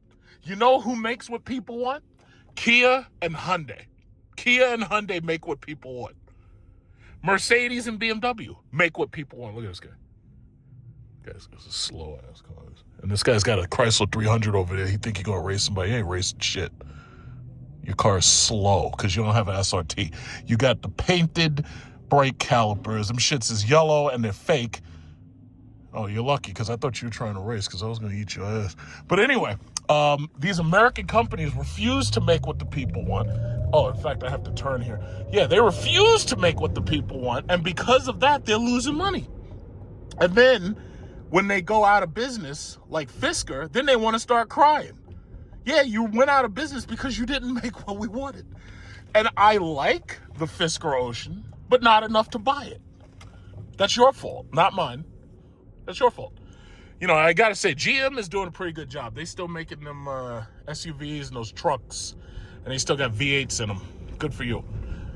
So that's all I'm saying. You better put TVs in the back of my shit. I want a stretch across fucking TV, just like in the Escalade. I'd put that in this car if I could. I'd get me this monitor. I'd put that shit stretched all the way across, and when I'm parked, I can watch television and football games or whatever else. But they didn't do that. And this is a good system right here, but I want more. And if I have the money, I'm going to pay for it. And the bottom line is, if you don't build it, then I'm not coming to you. It's just that simple. So as you can see, I'm here at this is a charging station. They got a Tesla charger, and there is an EVgo charger here. And I haven't been here in a long time. And I was testing to see if I can get a charge right now. This is where it all started. When I first got my Lyriq, this is where I was coming to charge my car. Now, most people have abandoned this charging station because this charging station was always out of disrepair for the EVgo. For Tesla cars, it was always great. Like, you remember, I used to complain about that. They have like 8 Tesla chargers, but they have these 2 shit EVgo chargers, and one of them never, ever works. In fact, right now I have to figure out which one's working, because one of them doesn't work. Look at this. So you got Baldwin right there, does not work. Baldwin is dead, but the other one does work. And when I used to come here, as soon as I got this car, well, it was like 2 years ago. This is January. So basically, when I got this car, I'd come here and I'd go to like right over there to Dollar Tree, and I'd go shopping. But here's the thing, now that my free charging is ending, I don't have to do this anymore at all. I will be charging from home in my driveway. And because I have 2 houses and I have 2 NEMA 1450 outlets, I can charge from either one of those houses. My tenants, when they see me and I park my car in the yard and I'm charging, they ain't shit they can say to me because I own the place. If you say anything to me, I'll throw you out in the cold. But they're good tenants. I'm going to say this. They're good tenants.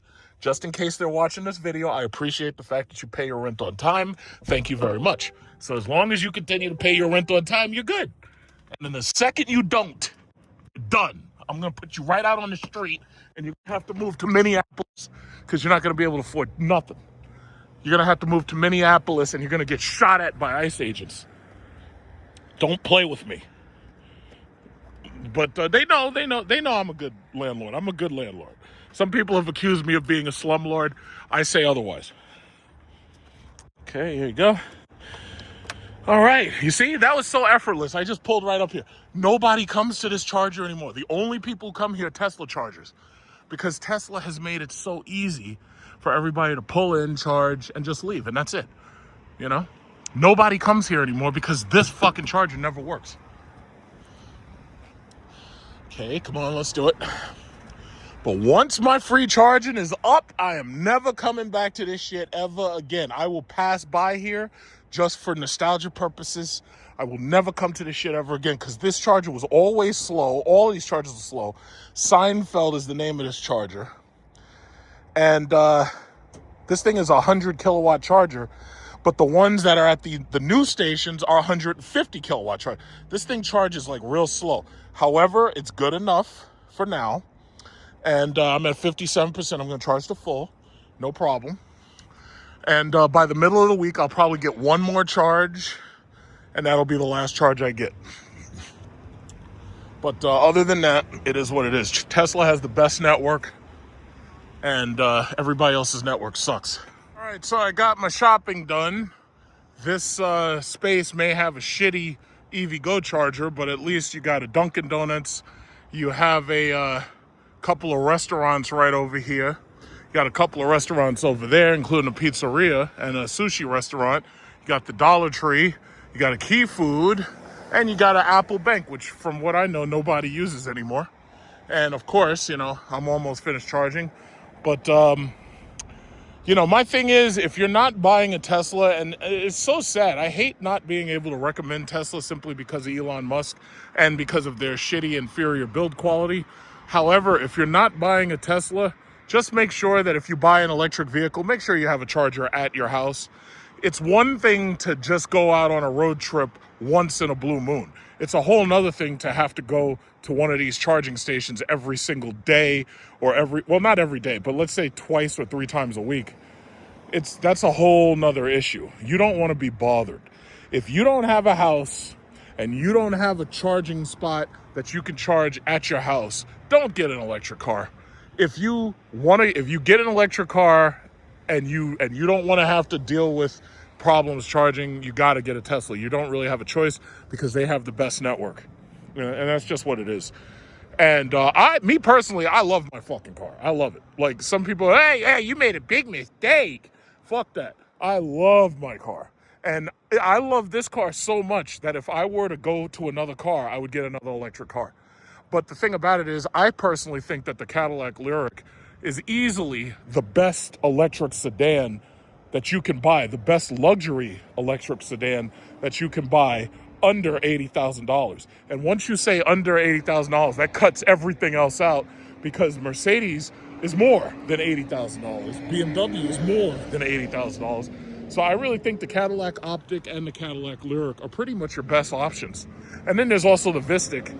And those 3 are pretty much I think Cadillac right now has the best cars. It's unfortunate because they have the shittiest network. EVgo sucks. It really, really sucks. I've left them bad reviews. You know, I've done surveys, talk shit about them. And unfortunately, it is what it is. They have the worst network. That's objectivity speaking. But, you know, my problem is if you roll up on an EVgo network and the majority of time it's not working, what do you call that? It's a shitty network. I mean, that's objectively speaking. But it's slowly improving. But I really think that they should have improved it much, much quicker by now. And they should have added a lot more charging spots. And I blame GM. It's like I said, if I could get into GM and fire these goddamn bean-counting stupid assholes working at GM and Ford and Chrysler, if I could get in there and fire them and I could force them to do the right thing, we'd be on top of the world. EVgo would be the best charging station in America next to Tesla if it was up to me. Not only that, the vehicles, you'd want to have an electric vehicle. I'd make it so you'd want to have an electric vehicle. A lot of people don't want to have it just because Elon Musk is a freaking asshole and a racist, anti-Semite Afrikaner. A lot of people are jaded towards the idea of owning a Tesla just because of him, and I totally understand why. If it was me, oh yeah, people would love it. They'd be like, yeah, this is a great car, and it's a great network too. Thanks to Big Truck Series, he made it perfect. He made it so we don't need gas cars anymore. But not these stupid motherfuckers. I don't know where they get these people from. It's like they have born to lose tattoos on their head. I don't understand it.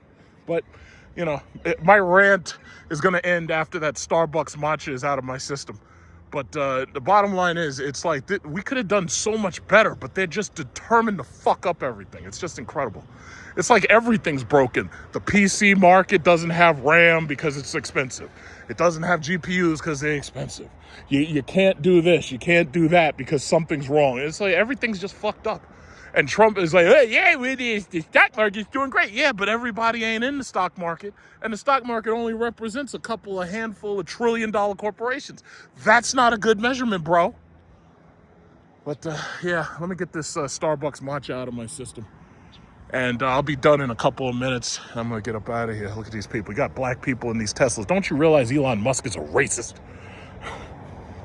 And it's sad because they have the best one. They got the gray with the white interior. I love that. Gray with white interior. That's the best.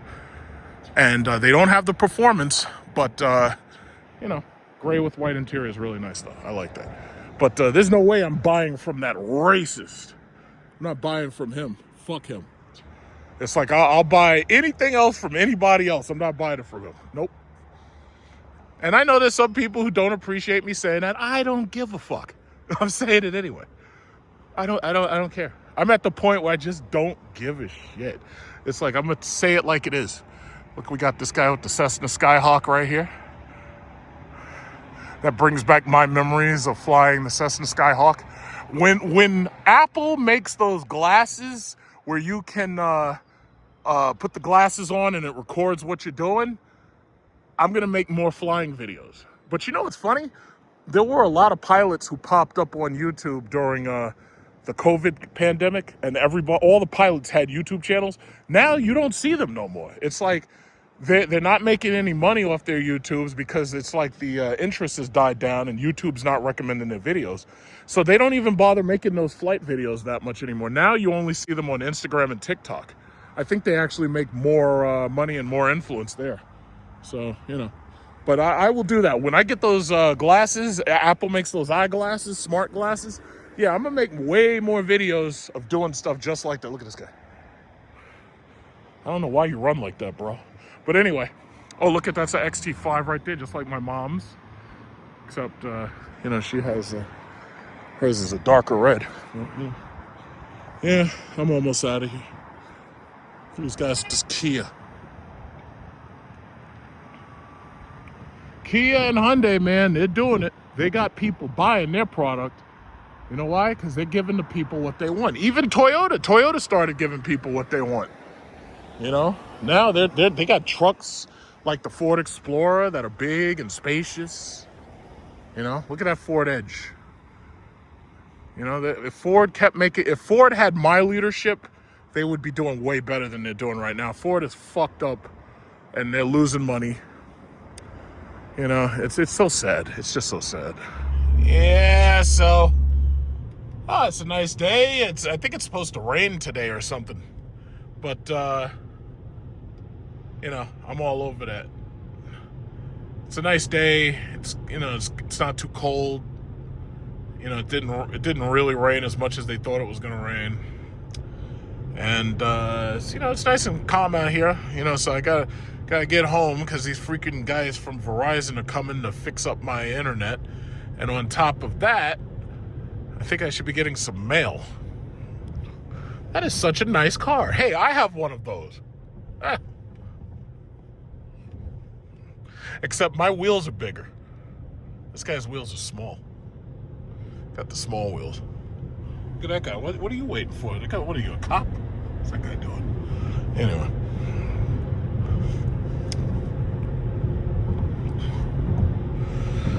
Oh, boy. Man, I'm so glad for the weekend. I was exhausted. All week long, I was exhausted. It was a couple of mornings. I was about to go to sleep behind the motherfucking wheel. I was so tired. But I think after this weekend, I think I'll get my sleep schedule a little bit back into whack. You know, because, you know, take it easy today, take it easy tomorrow. You know, but man, I was tired. I was so tired. Because when you have that Christmas break and the Christmas break hits you, it's like you fall into the norm of sleeping late and going to sleep late too. And you sleep later and later in the morning. You know, that's not good. You know, same thing that happens during summer vacation or during spring break. But oh man, I was so exhausted. So now that I got my cleaning supplies from Dollar Tree, I can do a little bit of cleaning and you know, tidy up, make everything neat. Clean.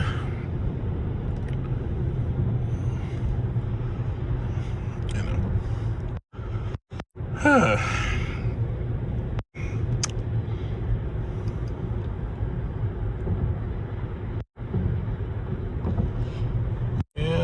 Yep.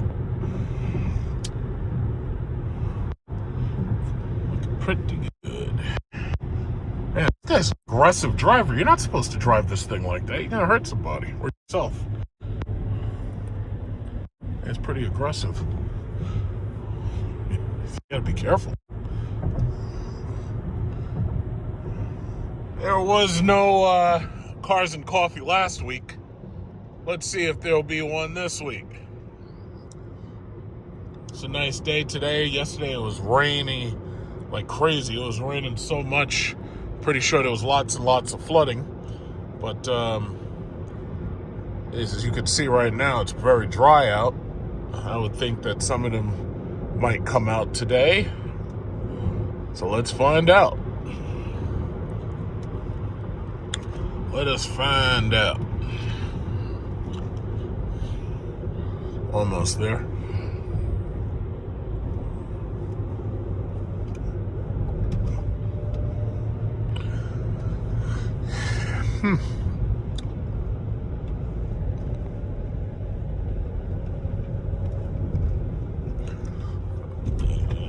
So I'm glad I was able to drive the Tesla Model Y Performance. So now that I got that out of the way, now I don't have to worry about whether or not they have them anymore over here at Americana Manhasset.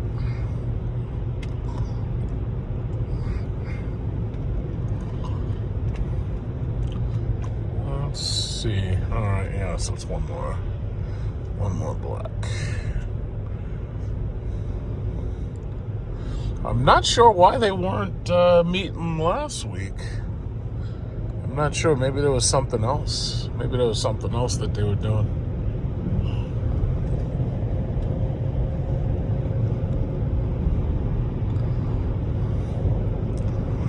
We're gonna find out.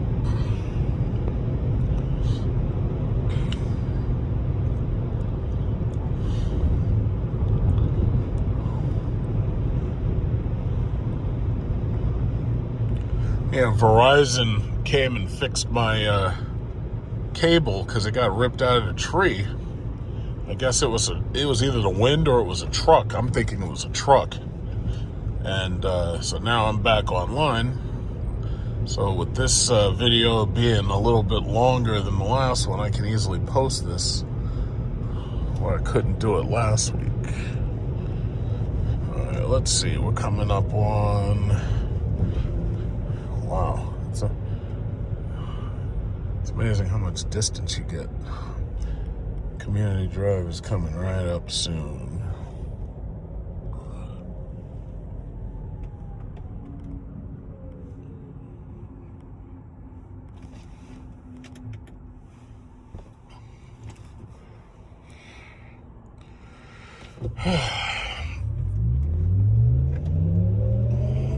I got like a dog or some shit. I don't understand how people drive around with their dogs on their laps, man. It's like y'all are just begging to get into an accident. And I tell you what, when you do, that puppy, I hope he gets ejected right through the fucking windshield. like right through. But that, I just don't get that. It's like, yo, secure that mutt. Dude, like that has to be obscuring your vision. There ought to be a law. Oh, that guy got a Lambo Urus something or other over there, but he's got a whole lot of shit on that car. Guzzied up. It's like, how much more attention do you need? Anyway.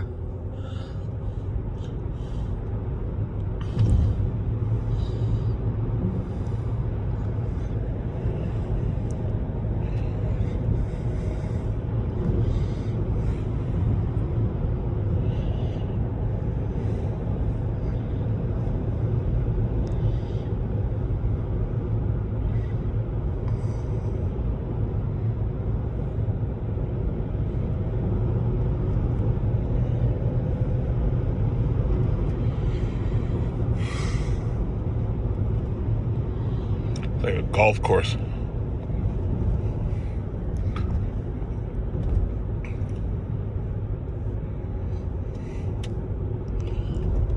I think what's funny, and I had more time to think about it. Golf courses used to just be basically just men, and men would go to the golf course and men have a good time, and it would be just men chilling with men. Typically, high-powered men, politicians, this, that, and the other.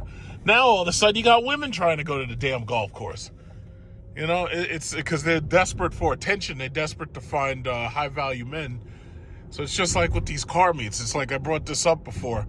It's like here you had men showing up, hanging around each other, having a good time, no problems. Everybody's just, just showing, up and having a good time. Next thing you know, the women start coming to them. Oh, the men are coming to car meets? Oh, yeah, well, we got to start coming. It's amazing. Men can't have anything to themselves.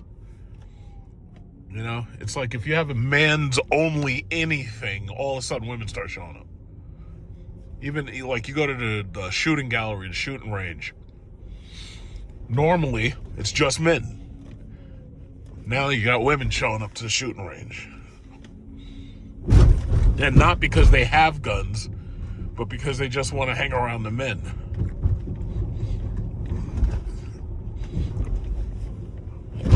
Whoa, Jesus Christ.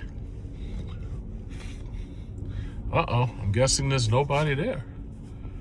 Oh, I guess maybe nobody did show up. Oh, no, I was wrong. A couple people showed up. Handful of people. It's 10 o'clock. So basically, well, it's like nobody really, not too many people showed up. It's a handful. Got Starbucks over there. Just a handful of people showed up. How unfortunate. See, this guy got that big silver S-Class parked there in the handicap spot.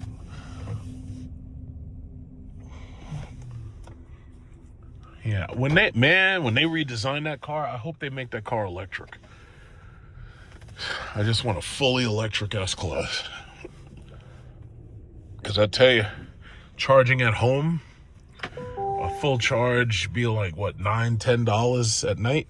It's like, you wouldn't have to worry about any gas guzzling. Is that a TRX? I think that is. I think that's a TRX. Either it's a TRX or an RHO. Yeah, I'm pretty sure that's a TRX.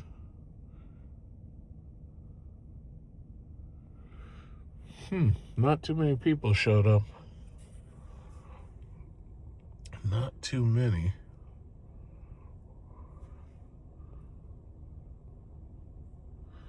Alright, so I'm not going to hang around here. I'm going to keep it moving. I'm going to go to Americana Manhasset Mall, see if anything's popping there. I doubt anything is really happening. How unfortunate. Yeah, see, I want that, but I want that as an electric car. I do not want a fucking gas engine in that car. That car is a horrible gas guzzler. We had the 550 and the 560, man. It was like you put gas in the shit, you drive it a little bit, and then all of a sudden you got to go get more gas. It was ridiculous. All right, so it looks like nobody showed up today. I guess maybe this is their hiatus for the winter.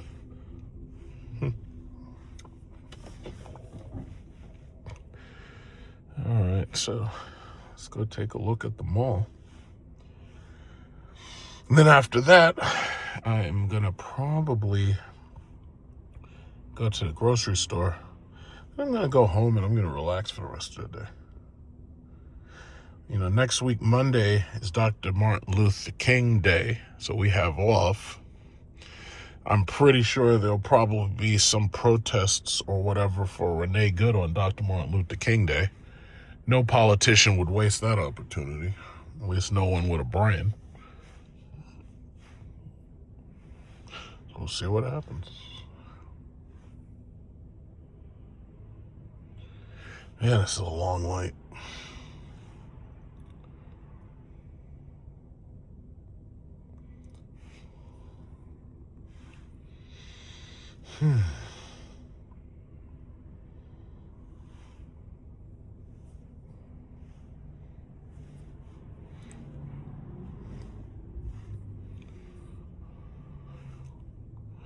Oh, Mr. Ferrari's right behind me.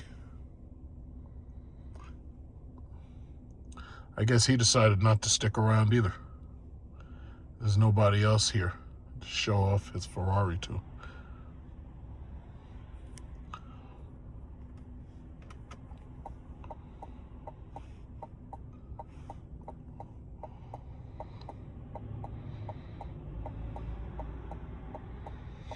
Damn, this is a long light.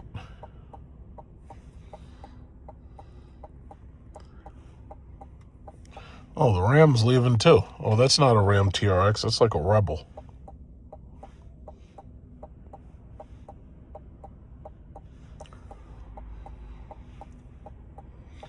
Oh, for the love of God, this is a long light. Jesus Christ.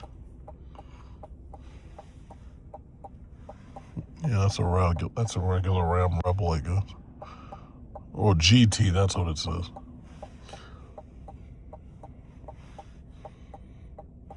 All right, here we go.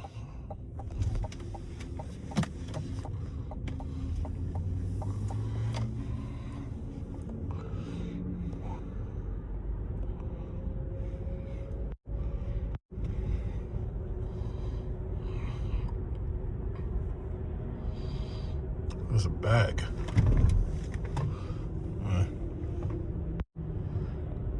Oh yeah, this Ferrari guy is driving around the bag too. Let me just let him go.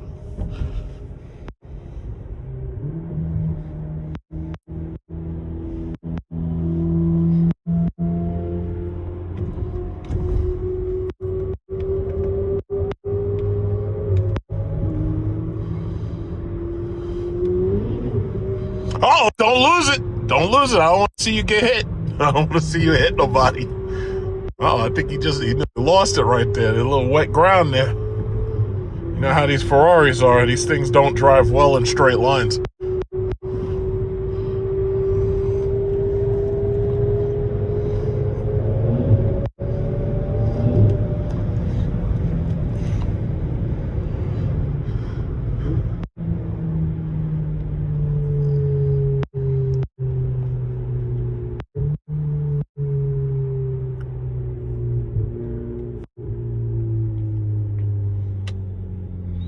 That's cool, but personally, I would rather have a fucking, what is that thing called? A Huracan.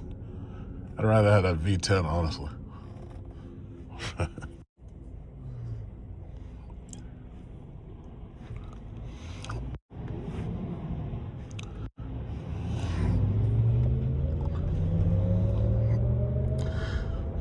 And you know, it's funny, the Tesla Model Y Performance is actually faster than those cars are. And the, what is it called? The Plaid mode, Model S. That looks like a Model S Plaid right there. So you got the, those Teslas, man, those things are fucking fast. From what I'm hearing, that Model Y Performance is actually faster than like the newest Urus. That's pretty fucked up. It's like, how you gonna let somebody pay $70,000 or $60,000 for an electric car and they faster than you, and you got like a $300,000 truck? Well, you got Lucid right here. They still got that. So Lucid claimed that they don't want to do sedans anymore. They claim they just want to make SUVs. To which I would say, it's like, well, maybe if you didn't make such fucking small sedans, then you wouldn't have the problem of having sales issues with your sedans, because that Lucid Air is too small. It's like they made it a nice length, but they took away the fucking ceiling. You gotta have a big ceiling, like you gotta have a high ceiling. And I know, well, we're trying to cut down on drag. Yeah, well, guess what you also cut down on? You also cut down on the ability for people to sit straight up while they're sitting in it. Tall men don't like that car that much. You had a perfect opportunity to have a better car than a Tesla Model S, and you screwed it all up. Oh shit, they got these fucking barriers here? Are you kidding me? Damn, I wanted to drive around that way. Alright, no big deal. Go around this way. Louis Vuitton. Yeah, this Whole Foods right here, this Whole Foods ain't shit. It's too small. They don't have like anything in it. It's like the other Whole Foods, the one at Walt Whitman Mall, Jimmy Choo's. Y'all waiting out there to get some Jimmy Choo's? Y'all wasting all that goddamn money, huh? Fucking Jimmy Choo's. Jimmy Choo's shoes. Wasting all that money.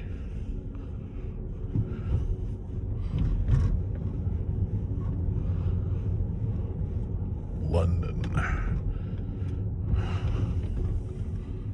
Prada and Versace. You know, it's funny, I passed by the Versace store so many times, and I didn't even really notice it was there. I got, like, Versace glasses.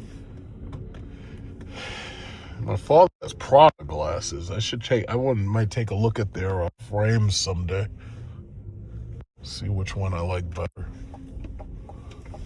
Alright, let me get past this turkey. See if they got anything of interest here. Nothing's open yet. Everything opens at like 11:30, but I'm not staying. It's like another hour and a half from now. not staying. Scanlon Theodore. Yeah, it's still very early. It's like 10:11. It's still very, very, very early. All right, Max Mara. I have no idea what that. Todd Snyder. I went in there and looked at the Todd Snyder, like the new stuff that they had last season. I just wasn't impressed by most of it. Some metrosexual shit. Let's see. Do they have the Model Y Performance? That is a Model 3 Performance. I think they have the Model Y maybe inside. I don't know. Yeah, it's all cool and everything. I already drove it. I visited the Dollar Tree at Massapequa. And right here, as you can see, I decided to stop by the charging station at Target one more time. I was just talking to this guy who's got this Dodge Charger, and he was talking about how he just got the car, and we were just talking about it. So he said so far it's treating him well. I was like, yeah, listen, what you need to do is you need to get the home charging, so this way you don't have to come here at all. You know, because that's really, basically, it feels to me like their strategy. Why the fuck did this guy park like this? It feels to me like their strategy was to not do a very good job with the charging network, just so that they could get you to hurry up and get your own charger. I gotta say, Hyundai's making some decent cars right here. That GV70 and the GV80, those are some decent cars. Palisade, Kia Telluride, those are pretty decent. You know, I don't foresee myself ever buying one, but it's nice. I had leased a Genesis V6 H-Track years ago. It was just a short-term lease. Okay. It was an okay car. Here's another one. This is a Genesis GV60, I believe. Or this one's the GV70. Yeah. I thought that might have been the electric one. It's not. Yes, I'm just going to run into Target. I need some more brown sugar. I need some more cane sugar. Because, you know, we're making stuff like coffee. Brown sugar is really good for coffee. I learned that when I was in Bali. Because their coffee with the brown sugar is, it's fantastic. Because I wasn't eating too much of their food because I didn't really like the Bali food. But their coffee was crazy. See what else they have on sale. I think I got everything else I need. But get through this week. Because see, during Christmas and during New Year's, I used up a lot of my stuff. Okay, this guy got the white Tesla. White on white. Okay.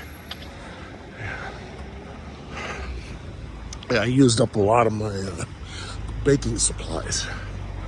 So I gotta take care of that restock. No, I know. We just. Yeah. That's what we just talked about. This one, in the beginning, it wasn't that full. Did you know about the charging station in Garden City? Yeah. Yeah, the So new one. I was there when it just opened. I think now one of the stations is on maintenance. Yeah, right now one is down. Yeah. And they just put it up. Yeah. But that one's also always full. Then there's one on 33rd. And that one's always broken. In Astoria. So that's it? No more, one electric car and you're done, or you gonna do it again? If I do it again, I'll probably do it when I buy a house. Yeah, so That's what I was saying. Have a charging station At the house, right? Yeah. It makes more sense. Yeah. You charge it overnight, takes 4 hours. I was telling him I have the charger at my house. It's just that this is like my ending of my free charging credits and all that. So I'm getting as much out of that as I can, and then I'm done. I'm never coming back here. Yeah, that's what I was saying too. I was like, if my free year ends before my lease ends, I have to change it. But I'm not. Well, how much? I got 600. What is it? 600 kilowatts, right? You got how many? 1,000? What do you mean? What do you mean? Free, the free ones. But I don't know how much you got. I got 2 years. Free. Yeah. Like they gave it to me in years. They didn't give it to me. How about you? It works by date. So yeah, I think it's 1 year for free. 1 year? Oh yeah, my daughter said I got 600 kilowatt? I don't know. She said something with 600. I didn't even pay attention. If they said 600 kilowatts, then that basically means you can charge to full 6 times, because this car has a 100 kilowatt hour battery. So if they're saying you had 600 kilowatt hours, then that means that you can charge 6 times for full. It should tell you. What's that? The app should keep track of it. But I didn't get it yet. That's why. She goes, you're going to get a card in the mail. Oh, so you didn't start using the free charge? No. Oh, okay. So then don't worry about it. Yeah, they'll tell you when it ends. All right. But yeah, they'll tell you when it ends. Oh. Crazy. Yeah, but these guys, I thought she would have been. She should be finished right now because her car was at 98, and that was like 10 minutes ago. Well, I googled it. I think they keep paying, right? If you leave it there. No, Tesla does that. It's called an idle fee. These guys never caught on to that. They just cut you off at 1 hour. Yeah, but her thing should be done. Yeah, she was. I tell you, I waited online. Yeah. 45 minutes. Let me take a look because I'm gonna tell her. Oh no, she's at 99. Her time didn't run out yet. I'm at 95.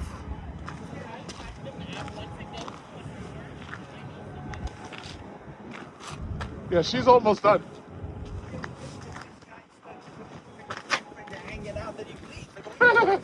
He goes, I had to redo it. I got to get my parents to go to 100. I said, move your car. That's bullshit.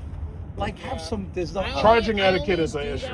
I only do that if I know that there's not a line. If there's no line, waiting, then I'll restart my charger. But if people are waiting, I'm not going to restart. It's not cool. Yeah, I don't get greedy if there's a line. Yeah, but he did. He was my parents. Your parents, and but he came right back. He came back quick. So basically, me and her are finishing at the same time, so that lady can get in there. Yeah. So this goes to 80. So if no one's here, I could just redo it and fill it to 100. You can unplug it, wait a second until it resets, and then replug it in if you want to keep going. But they're gonna give you an hour, and that hour is usually enough to fill you up. Yeah. Usually. Or if you do so happen, like say for my car, I can go to 100. Yeah. But if it goes anywhere close to like 93, 94, I can restart it, but it's gonna stop. So my car knows I can't charge to 100. The only way you can really charge to 100 is if you use like a charger, which is you have to pay for it. But where I work, I can once I go in the parking lot, I get. Or if you charge at home. Yeah. I'm using my Delta credit card. You work for Delta? Oh, cool. Yeah, so I'm like, let me charge this up because I'm about to go to work now. That's the best Delta. What do you do for them? So I work in tower. So I talk to the pilots, the flight attendants, mostly the pilots, and I'll like manage the flights. So if your flight is delayed, I have to find out why. You're a flight manager? Kind of. Or so I work more in. So they have FAA tower. Okay. I'm the Delta version for that. Oh, okay. I only deal with only the Delta flights. Cool. All right. This guy's a rock. If you drive humanely, it's not too bad. Yeah, if you drive like, Notice regularly. You notice I just got it. I'm in turbo boost. My daughter said, you just stop. I'm like, and I'm gonna learn. My family hates when I drive. When you but punch then it also kills the battery if you drive really fast. But I'll just charge it. It's fun. So basically, I'm almost done. I have got about 3 or 4 minutes, and that guy with his charger, he's getting out of here, and I'm about to get out of here. So I'm basically about to end this video. It's unfortunate we didn't